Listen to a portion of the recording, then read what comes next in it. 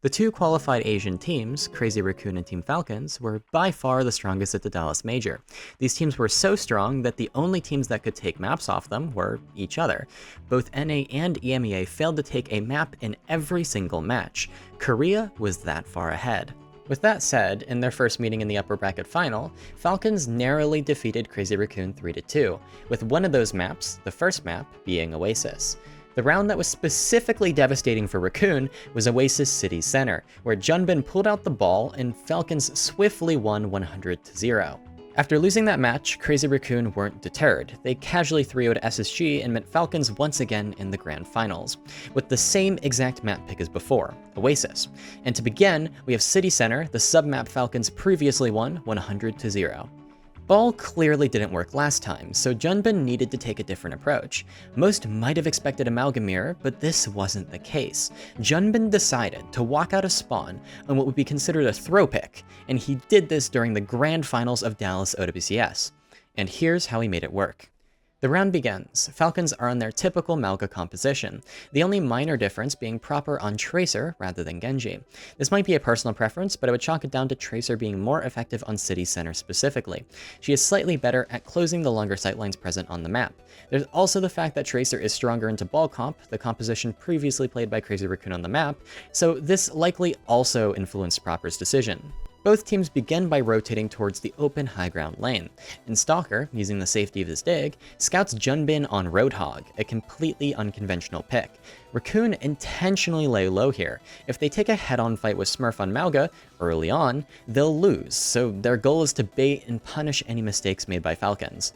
Falcons, realizing it was a bit of a bait, decide to counter-rotate main and play slowly, waiting for the point to unlock. The reason Falcons do this is because this forces Raccoon to make a move and aggress, otherwise they risk losing point control early on. Junbin does decide to make the first move though, wrapping around the coast side and landing a hook onto Smurf.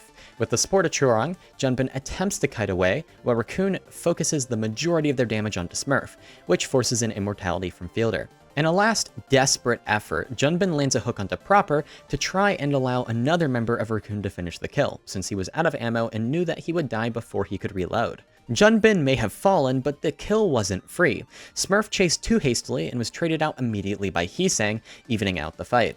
A back and forth ensues between the teams. Stalker's pressure on Venture forces Lip and Shu to play slowly until Junbin returns.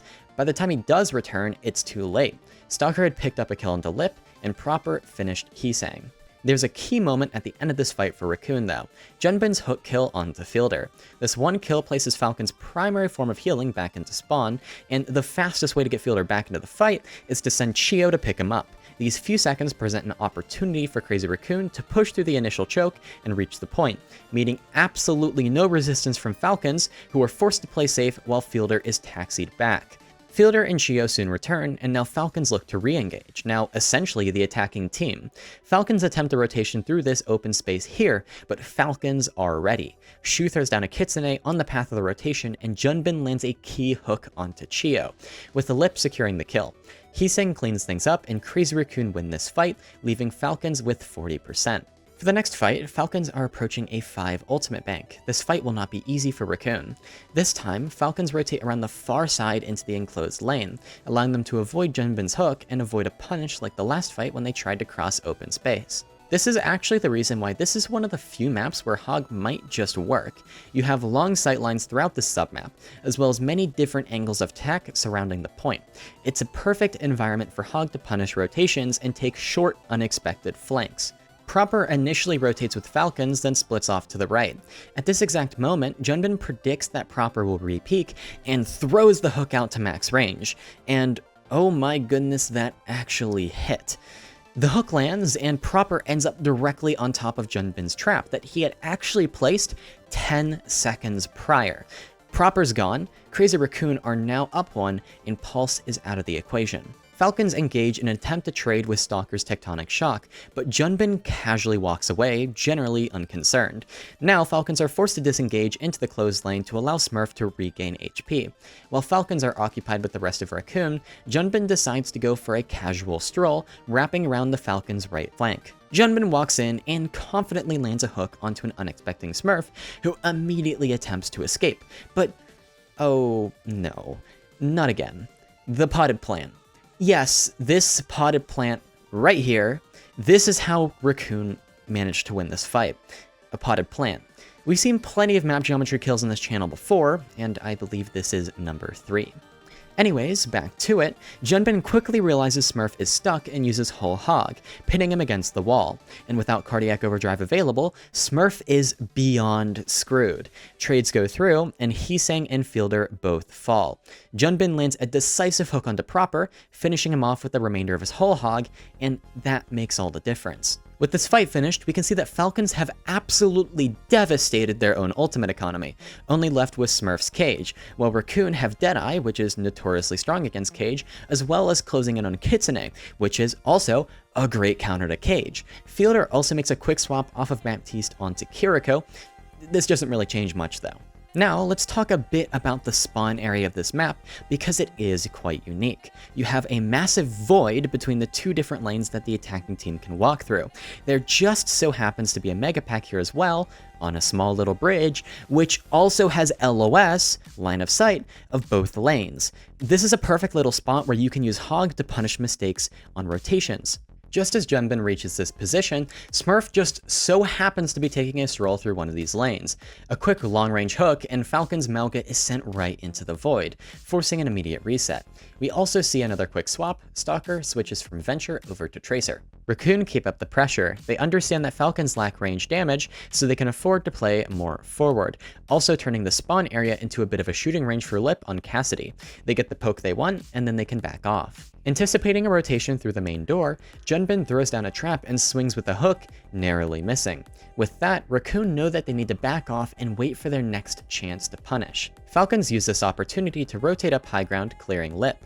Something important to understand about a rotation like this is that Falcons don't actually want to use this high ground. They just want to prevent Raccoon's Lip from staying set up on it. Falcons have a DPS line of Tracer Genji and a support line of Kiriko Lucio. Kiriko might stay up on high for a short period of time, but generally, Falcons don't actually care to use the high ground themselves. Stalker is the first to drop in trigger overtime, with Smurf and Chio dropping shortly afterwards, looking for a potential target on the point. Falcons try to make a clockwise rotation around the point this way, but Junbin is ready, swinging around the back and landing a key hook onto Chio. Lip finishes that kill, and now Raccoon are up 1. Shu throws down the Kitsune, and here Smurf makes a critical mistake. He throws down the cage, likely before he notices the Kitsune, and his own cage is swiftly turned against him. Kitsune is one of the strongest counters to Cage, because it becomes easy to burn the Malga and even the Cage itself. Junbin and the rest of Raccoon easily burn Smurf, and with a quick hook onto Proper, the fight is as good as over. With that, the match is even, 1-1 on Oasis. Junbin did redeem himself, but the map isn't over just yet. The next submap is University. This is a brawl-heavy map that greatly favors Malga in this meta, so Junbin decides mirroring is the best choice. Raccoon are on the Farah Cass variant, while Falcons are on the Genji Venture variant, also using Baptiste rather than Kiriko. This time, both Genji and Venture will be able to obtain much more value due to the reduced sightlines. Raccoon start by rotating their DPS onto the high ground. Since Junbin doesn't benefit from just sitting on high ground, he steps back down and plays through main. This allows Raccoon to establish a bit more map control early on. The difficult part about taking high ground first is that your opponent can easily establish angles, and it's difficult to drop directly from high ground onto point as a tank to contest. Junbin's decision here shows that he understands this fact. Poke damage from Lip and Heesang forces Smurf back, and this creates a window of opportunity for Junbin. Crazy Raccoon drop and push through main, while Junbin charges through the left side and closed lane through the core of Falcons. Smurf uses Cardiac, and Junbin responds with his own, successfully kiting out the attempted punish from Falcons. Raccoons regroup, and Junbin begins to walk with Cardiac available. At this moment, Smurf is forced to use his own Cardiac while fighting in the enclosed lane. This allows Junbin to get the better Cardiac and for Raccoon to walk over Falcons, who had absolutely no CDs remaining. For the next fight, Junbin sets up against the wall, looking to put pressure on the rotation through either door. He commits the Cardiac, and then as Stalker and Smurf charge in for a combined hit, Junbin uses his own charge to escape. Fielder does throw down a window, but Shu immediately throws a Kitsune right through it. This is one of the challenges of Baptiste against Kiriko. Window isn't a bad ultimate, but it is often outclassed by Kitsune, especially when you throw the Kitsune right on top of the window like seen here. This makes it very difficult for Falcons to use. Junbin sits on the left side, able to use the Kitsune to help shred Smurf while avoiding the LOS of the window. Now that Falcons are down their tank, Junbin takes the opportunity to charge past the window, hitting a simultaneous slam kill that wiped out Falcon's DPS line. Confident after 2 solid fights, Raccoon decided to make an aggressive play. If you didn't notice already, a common theme throughout this video has been crossing open space and rotations. The open area a team must walk through to complete a rotation is called a kill box. There are plenty of kill boxes on the map, and it's often up to the defending team to decide which kill box they will attempt to punish on or take an engagement within. Last fight, the kill box was here in this area past the door. This fight, Raccoons decided to take a more forward fight in this kill box up in this mega area here. Chorong and Hiseng took to the right door, while Lip uses Deadeye from the left door, with Junbin using Cardiac to assist his survival. The focus from Falcons was good though. Chio uses Beat to help sustain through the damage, while Proper places heavy pressure onto Lip, who is unable to obtain any kills. Chorong's Beat comes late, Junbin and Lip are already dead, and Raccoon must reset. Next fight is interesting ult-wise. Both Junbin and Smurf have their cages, and Proper has Blade. If Junbin is careless with his cage, Proper can use it against him, so Falcons might consider taking the initiative to force a situation where both cages are used and Proper's Blade decides the outcome. As expected, Smurf plays first, charging in. You don't always see Malga players charge directly in with the cage so early in the fight, but you can tell that Falcons know exactly what the ultimate situation is, and Smurf is able to adapt his playstyle to fit that specific fight. With a quick pick onto Hiseng, Proper realizes that Falcons can win this fight without Blade, so he holds on to it, a smart split-second decision. This next fight is actually such an interesting one.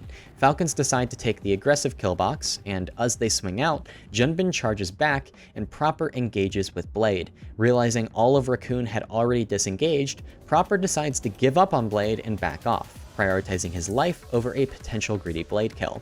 Stalker, committing to the hit, pops up on the far right side, and Junbin swings the corner and throws down a cage, preventing an escape and securing a kill. In a desperate attempt to keep the fight alive and save Stalker, Fielder uses Window, but it wasn't any use, and Falcons lose their venture and are forced to disengage. Smurf uses Cardiac, and this presents Junbin with an opportunity. He will have Cardiac first, and Falcons are down one, so he charges onto the point to try and force Falcons to prematurely re-engage in an attempt to prevent a flip. This didn't come without difficulty though. Lip struggled to make the rotation, and Smurf moved to punish Raccoon's backline rather than Junbin himself. She was just able to get off the Kitsune before he died, and this actually made all the difference. Junbin commits the Cardiac, and Smurf doesn't last a moment. Junbin immediately switches focus onto Chio, who is lit on fire and forced away at low HP. A quick slam in, focus onto Chio, and then a returning Stalker, and Raccoons succeed in a close retake fight. Now we have yet another kill box on this map. This time, Raccoon play especially far back, using the point itself as a kill box. Most objectives in Overwatch are uncomfortable open spaces that are centrally located, making them some of the most effective kill boxes when utilized correctly. When a fight happens around the point, it's not about who controls the point itself or who's standing on it, it's about who controls the angles and space around the point.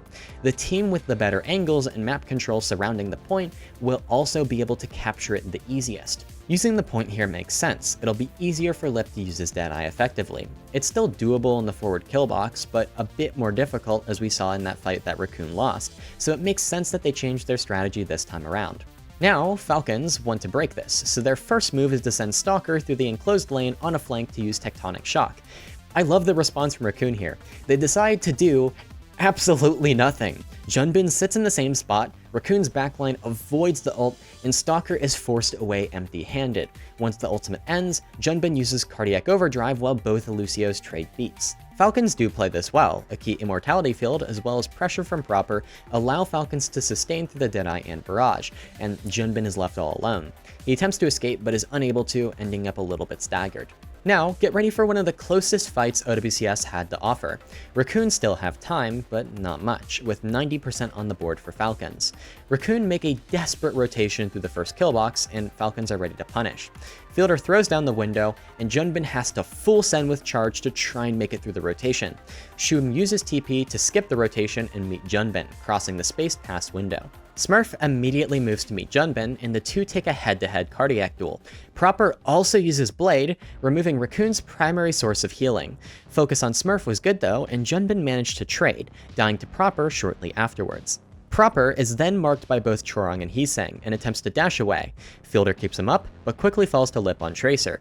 Heesang chases the kill, and although Chio attempts to assist Proper, Heesang manages to pick up the kill with barely any HP remaining.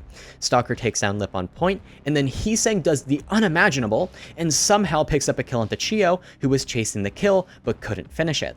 Now, it's down to a 1v1. Rock Eater versus Rock Eater. Heesang drills out from the high ground up into the air to contest the point, and Stalker narrowly misses his own drill. Mid-air, Stalker lands 2 clean shots onto Heesang, who is attempting to dig and survive while contesting. No, it's not over yet, because Chorong and Shu are back in the fight, and they quickly force Stalker away at 11 HP, while Smurf charges in head first, throwing down a cage on point. This cage doesn't catch anyone though, and Shu throws down a Kitsune right through the middle of Smurf's cage. At first, this Kitsune might look useless, but once Junbin arrives, it is useless no more. Junbin throws down a cage of his own, and the two Malgos duel it out with Cardiac Overdrive. Stalker quickly drops in with a Venture ult, forcing Junbin to drop out before finishing Smurf. Shu hits a kunai headshot onto Stalker, and Proper immediately trades by eliminating Chorong. Smurf, who was brought low due to the Kitsune cage, is finally taken down by Shu, and Junbin returns to the fight up through the stairs. He charges right into the backline and works with Heesang to finish Fielder before Chio is able to get the beat off.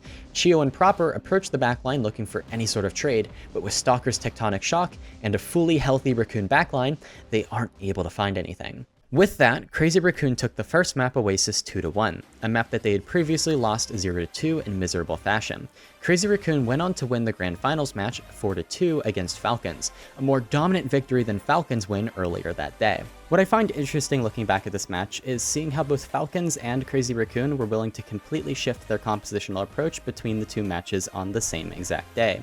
Oasis Gardens was an Echo Tracer mirror the first time around, and it definitely wasn't the second time. And of course, Junbin's Hog was completely unexpected. I would have never predicted a team or a player would take such a risk in such an important match. Although some heroes such as Hog tend to be throw picks, they can easily throw your opponent off guard and you can achieve an upset. Hello, thank you for watching, and I appreciate the recent support. Today I'm going to do a bit of an unscripted segment talking about why this video was maybe a little lower quality than others, and also why it is such an old match that I'm covering.